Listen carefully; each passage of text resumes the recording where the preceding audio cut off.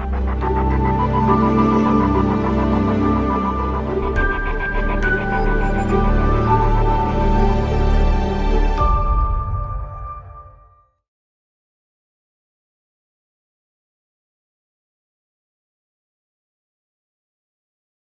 everyone, Michael Pugliese again coming to you with Caitlin Macy.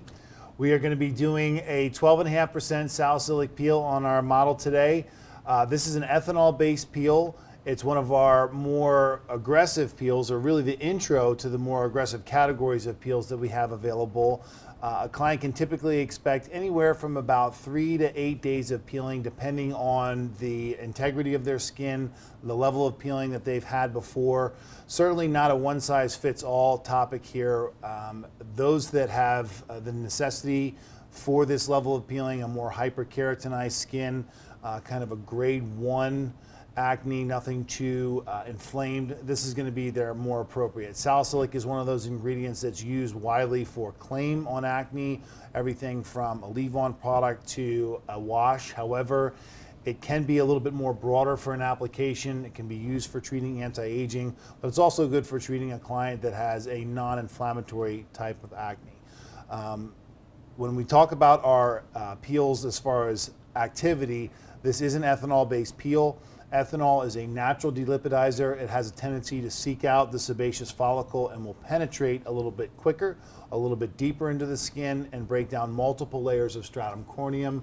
So within a couple of days, the client can expect some moderate peeling to severe peeling, depending on the concentration of the acids and the number of layers that we've applied. So the other benefit to ethanol is that multiple layers can often be applied.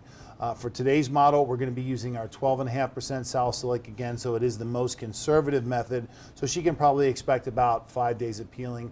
We're going to be sending her home also with our Circadia post-peel kit. It includes our post-peel balm, our vitamin C reversal serum, our vitamin veil cleanser, and also the SPF.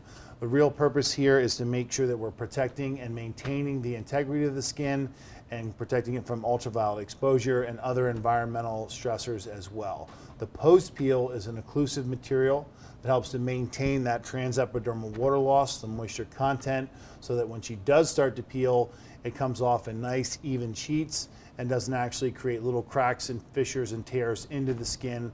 We don't use a petrolatum base here. Many clients don't like that. We do have a consistency of that petrolatum base. Again, we're using a blend of squalene butter, meadow butter, royal jelly to maintain that consistency, but these ingredients have a little bit more anti-inflammatory properties, so it gives for a little bit more of an overall recovery type of treatments. Now, when it comes to the application, we're simply going to be applying a single layer to the surface of the skin. You want to make sure that you're not doing too much overlapping with each application, but we're also going to be using a brush here that's a more refined acrylic type of brush that allows us to really see where we're applying the individual acids rather than overlapping the product multiple times. Now we'll be starting with our lipid replacing cleansing gel as our initial cleanser. This again is our foaming surfactant cleanser. It's going to help to remove some of that surface oil and debris from the upper layers of the skin. Also works as a great delipidizer without being overly stripping, and it's going to help with the penetration of the acids that we're working with here.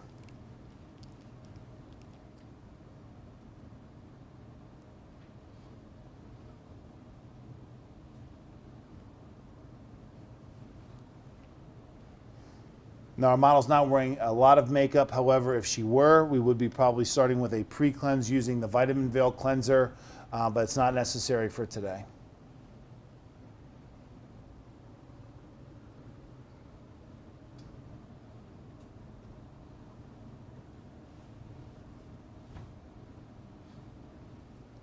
Now again, we're ensuring that the client's skin is going to be dry before applying the acids.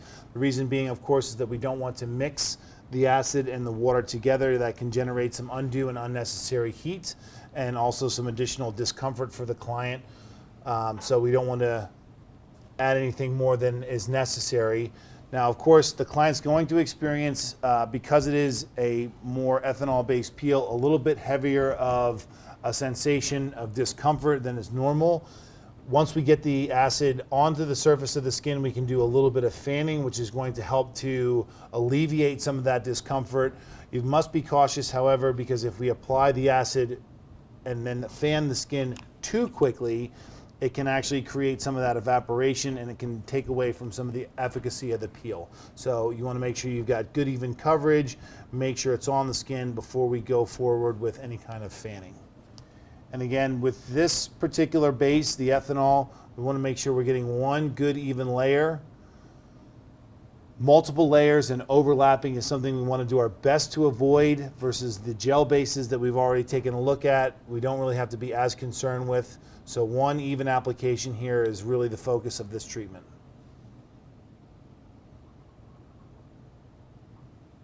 Now with ethanol, again, a little bit more experience with the client's skin, and as you as an esthetician are working with the client's skin a little bit more and seeing how they're responding, you can go a little bit more and do multiple layers. But of course, the more layers that you're applying, the more client's skin is going to have a tendency to peel. So it's going to extend that peeling from anywhere from 3 to 5 days, maybe upwards of 5, 8, 10, up into 2 weeks.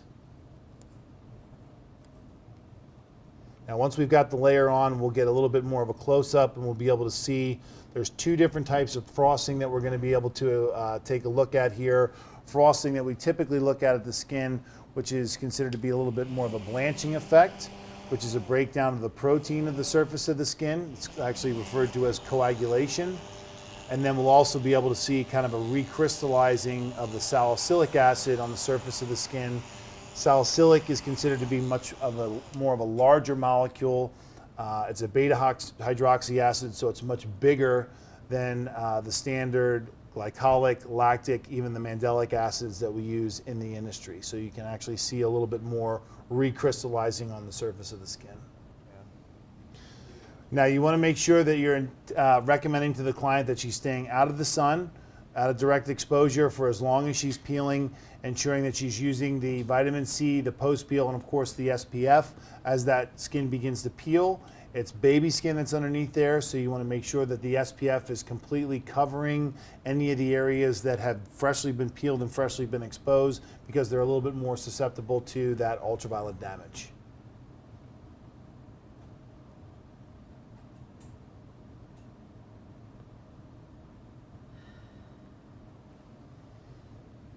Now at this time, the client's all finished. We're done. Relatively short application protocols.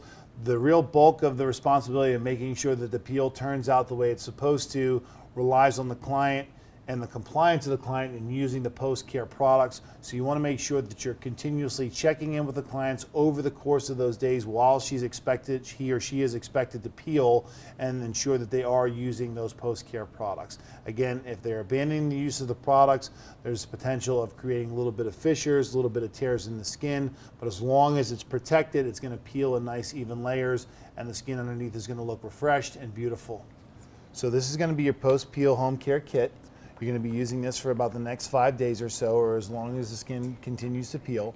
You've got in here your cleanser, your SPF, your vitamin C, and your post-peel. So tonight, about 6 hours from now, you can start with your initial cleanse. You're going to use the Vitamin Veil cleanser, then you're going to apply the vitamin C reversal serum and the post-peel balm.